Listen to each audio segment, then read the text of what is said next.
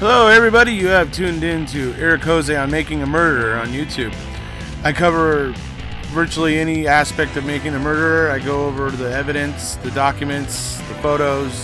So if you like, stay tuned, and in the future I'll have many more videos besides the one you're about to see. Okay, so now we're going to talk about the Amicus brief that I was actually pretty excited about, and that's the current and former prosecutors. Now, they were obviously talking a lot about the social science and stuff, drawn from the psychological, psychiatric, and psychological association brief, and so they were citing some of that. But the thing is, they have their own unique perspective as prosecutors, which I thought was interesting, and that is that they were hammering home that this case kind of merits review. It needs, you know, the Supreme Court really should take this case up, because it really seems that a lot of places across the country, they're saying that law enforcement agencies across the country and stuff like that are just not, they're just not developing, you know, interrogation techniques for juveniles that the Supreme Court has mandated in the past. It's just been 40 years. So it's like agencies have just gotten lax, especially since now with the new advent with DNA proving the things that it's proving. It's throwing all of this information basically into sharper leaf, and making it all cut a little bit more, because it's giving it that much more bite. You know, you can't. The thing they're talking about is that if the Supreme Court chooses to take up this case and make a decision on this and reaffirm what it means to give special care, in terms of age and physical and or mental limitations, actually, but either of those things, and how those things need to be taken into account and not just casually, you know, just mentioned and gone over and just passed right by it. You know, it's special care isn't just mentioning or casually, you know, mentioning, you know, like the way it is with either court, with the trial court or with the appeals court. Neither one of them really looked at it and went, okay, wait a second, what are we dealing with here? Because, you know, it's obvious that Brennan is guessing most of the time in those confessions. Some of the information he knows because he lived at the salvage yard. Some of it he knew because him and his family probably watched everything on the news every night about the place where they lived. So he had a certain amount of information, you know, that helped him when he was trying to answer their questions when they were questioning him, basically.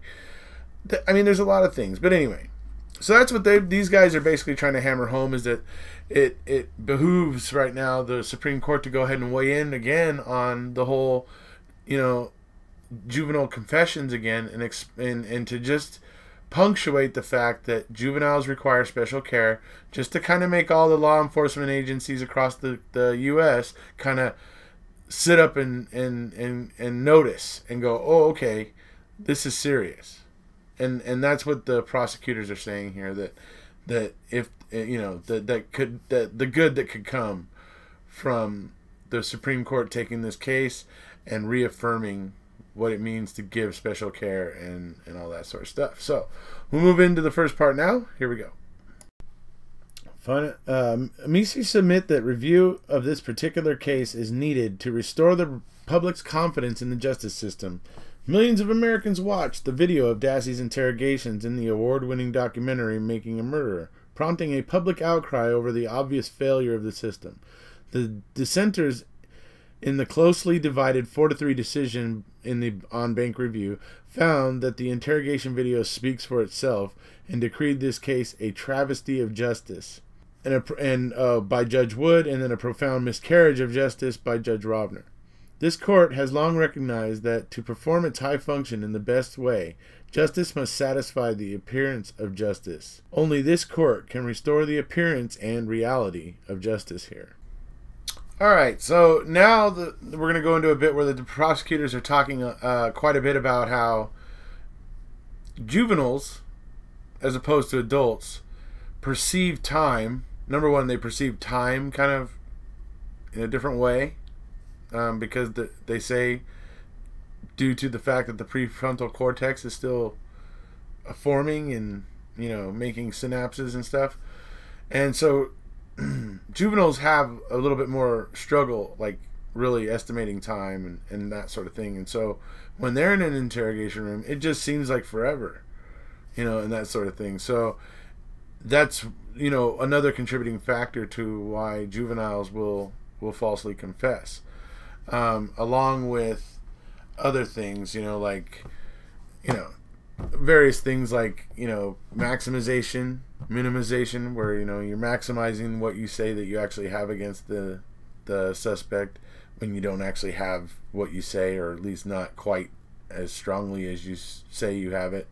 And then the minimization, in the sense of where they're like, oh, it's okay, you're all right, this isn't that bad. Or they do it in another way where the cops will act like the victim was out of place or something or whatever, to try to lull the suspect. Various methods like that of minimization, where they're trying to minimize the crime itself, or whatever it was that was the problem, and in order to get the suspect to relax and say, oh, okay, it's not a big deal, and they'll go ahead and confess, right? So anyways, they're talking about some of those things here. So anyways, here we'll go on into it. A juvenile's distorted perception of time, coupled with the reward of potentially being able to end the interrogation if they tell the police what they want to hear, can have a disproportionate impact on juvenile suspects, who may seize an opportunity to exit an uncomfortable interrogation that to them seems never ending. An innocent youth might jump at a chance to falsely confess out of a desire to return home, believing that his innocence will be straightened out later. Alright, now this next bit I think might be on my own particular favorite bit. It's where they basically start to pick and just basically rip apart the part of the interrogation, like the part that leading up to when Wiegert basically loses his, patience and says, oh, look, I'm just going to come out and ask who shot her in the head. Okay, so they're basically going through and just picking through the part leading up to that, where they get him, where he's just like, they got him guessing, oh, we did this, we did that, what happened to her head, what happened to her head, oh, cut her hair, oh, punched her, oh, we cut her throat, and oh, right? It's just guessing and guessing and guessing and getting it wrong and wrong and wrong and wrong until finally, so they're here picking that bit apart right now, and I love it. So we're going to go ahead and go into that now. When that did not yield a positive response from investigators, Dassey said that he punched her. Irritated, one investigator asks, he made you do something to her, didn't he? So he would feel better about not being the only person, right? The video shows Dassey struggling to think of something else, and he tells the officers that he cut the victim on her throat. And in a now famous portion of the interrogation, after Dassey repeatedly guessed incorrectly what happened to the victim's head, one of the investigators blurted, I'm just going to come out and ask you, who shot her in the head? Dassey acquiesced. He did. When asked, then why didn't you tell us that? Dassey said, because I couldn't think of it. Now, the wording on that to me is hugely important. It always has been. He says, he didn't say because I couldn't remember, I couldn't think of it, like he's guessing. Review by this court thus could spur departments to adopt juvenile-specific interrogation techniques, including having a friendly adult present during questioning and allowing for breaks in the questioning to account for juveniles' distorted perception of time. In addition to recommended best practices include avoiding the use of deception, avoiding promises of leniency, ensuring that the suspect understands the consequences of confessing, and refraining from suggesting that you can help the suspect if he confesses. For instance, many juvenile false confessors have explained that they confessed under the mistaken belief that they would be able to end the interrogation and immediately go home. To that end, interrogators must take special care to ensure that nothing they say could be interpreted as suggesting the juvenile can go home if he confesses. These best practices offer guidance for avoiding common pitfalls, such as using leading questions that could inadvertently educate the juvenile about what the police think happened or took place, which can be parroted back to the investigators. These best practices were developed based on social science and lessons learned from past wrongful convictions of juveniles, and critically, they run counter to the standard Reed technique and the actual interrogations of Brendan Dassey. As much anger and conflict as the 10-part series generated about the conviction of the central figure, Stephen Avery, there was virtual consensus that his nephew Dassey was screwed. Even critics of the documentary singled out the problem with Dassey's confession. Most people find it impossible to imagine why anyone would confess to a crime he didn't commit. But watching Dassey's interrogation, it is easy to see how a team of motivated investigators could alternately badger, cajole, and threaten a vulnerable suspect into saying what they wanted to hear. As Chief Judge Diane Wood, joined by Judges Robner and Williams, found in her dissent, Dassey's confession was coerced, and thus it should not have been admitted into evidence. And even if we were to overlook the coercion, the confession is so riddled with input from the police that it violates due process. Dassey will spend the rest of his life in prison because of the injustice this court has decided to leave unredressed. And as aptly summarized by Judge Alana Robner in her separate dissent, Dassey was subjected to a myriad psychologically coercive techniques, but the state court did not review his interrogation with the special care required by the Supreme Court precedent. His confession was not voluntary, and his conviction should not stand. And yet, an impaired teenager has been sentenced to life in prison. Review here will revitalize a long-standing and critical judicial check on juvenile confessions and inspire best practices in the station house. It will also help restore the public's faith in our justice system. All right, so that pretty much wraps it up for the current and former prosecutors. Now, like I said, this one to me is particularly, I think this one probably should hit a little harder because it's prosecutors. It's actual prosecutors out there that are saying that it's unethical to do what's been done to Brendan Dassey. And that's what I think is great, because that tells me that there are some prosecutors out there that get it and understand what their job is.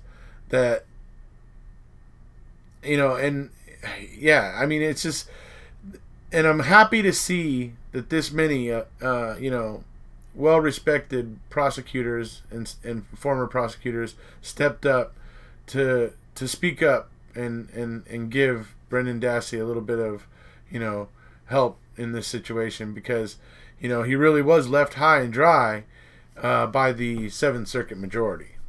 And when you read their decision is not very, convincing, I guess is a good word for it. Especially when it has a lie right in the middle of it. A straight up lie right in the middle of it. But anyway. But yeah, another thing that they're trying to hammer home here is that if the Supreme Court does take up this case, that it will give the Supreme Court a chance to wait to kind of reaffirm this again and get it to where all the law enforcement agencies and courthouses and everybody, that's what they mean by station houses and stuff. That's like that's where like the police officers and law enforcement agencies and DA's offices and stuff will kind of hear the bell ring out, as it comes from the Supreme Court, and they will start taking juvenile confessions more seriously.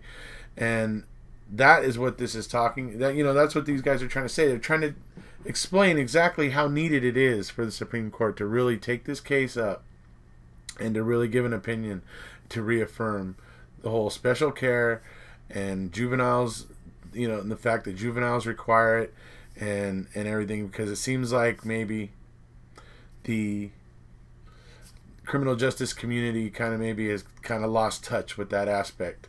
And I think it's time, it's like they also have been pointing out, it's been 40 years since the Supreme Court really weighed in on this and everything. So it's probably time now. It's time for them to kind of get everybody back in line. So that's what I hope is going to happen here, folks.